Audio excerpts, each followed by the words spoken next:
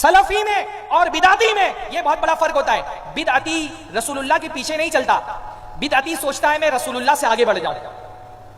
بدعتی اس کے اندر اتباع کا جذبہ نہیں ہوتا، وہ رسول اللہ سے آگے بڑھنے کی کوشش کرتا ہے. اور قرآن مجید میں اللہ نے کیا فرمایا؟ یا ایھا الذین آمنوا لا تقدموا بین یدی اللہ ورسولہ، اے لوگوں جو ایمان لائے ہو، اللہ اور اس کے رسول سے آگے بڑھنے کی کوشش مت کرو، پیچھے رہو رسول اللہ کے. سلفی کا مطلب ہے جہاں رسول اللہ نے روک دیا وہیں رک جانا ہے، نہ اس سے آگے جانا ہے نہ اس سے پیچھے آنا ہے. بدعتی کیا سوچتا ہے؟ نہیں، میں رسول اللہ سے بھی زیادہ کروں گا.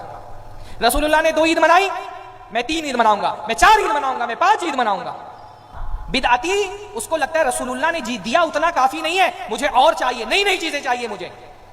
اللہ کے نبی نے فرمایا ما ترکت شیئا یقربکم الی اللہ تعالی الا وقد امرتکم بہ، کوئی چیز ایسی نہیں تھی جو تم کو اللہ کے قریب کر سکتی ہو لیکن میں نے تم کو اس کا حکم نہ دیا ہو. کافی ہمارے لیے. اللہ ہم سلفی کا مطلب یہ ہوتا ہے جو اللہ تعالیٰ کے اتارے ہوئے دین کو اپنے لیے کافی سمجھے، جو اللہ کے رسول پر نازل ہوا، خالص اسلام. عبداللہ ابن عمر فرماتے ہیں اتبعوا ولا تبتدعوا فقد کفیتم، اتباع کرو. سلفی کی پہچان کیا ہے؟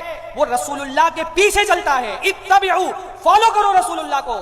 ولا تبتدعوا، اور نئی نئی چیزیں ایجاد مت کرو. فقد کفیتم، کیونکہ جتنا رسول اللہ نے تم کو بتا دیا ہے اتنا تمہارے لیے کافی ہے. تم کو نئی نئی چیزوں کی ضرورت نہیں ہے.